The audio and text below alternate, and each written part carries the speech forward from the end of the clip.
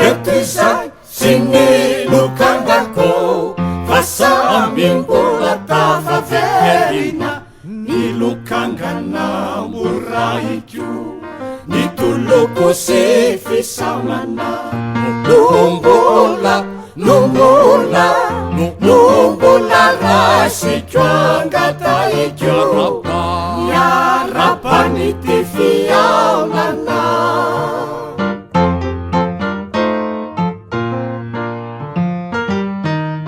hautiriana lamangako riarivoko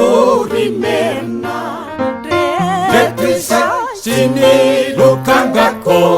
vasa amimbola tafaverina ny lokangana moraiko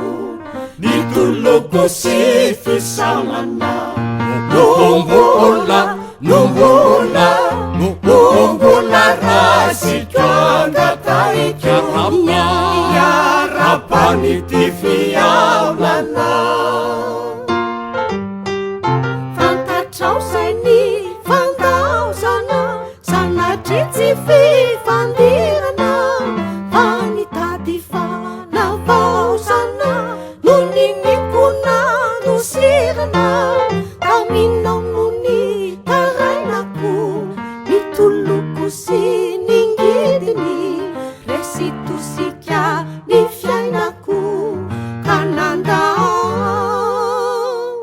nandao anao tsy fidiny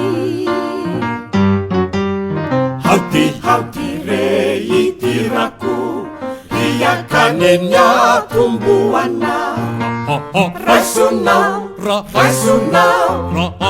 raisonao ny tonokirabosa mamosolo panoroana fantatrao zay ny fandaozana sanatry tsy fifandirana fa nitady fanavaozana no ninikona nosirana kaminao no ny tarainako nitoloko sy ningidiny resitosika ny fiainako ka nandao anao tsy fidiny hauti re itirako riakaneny atomboana raisonao ny tonok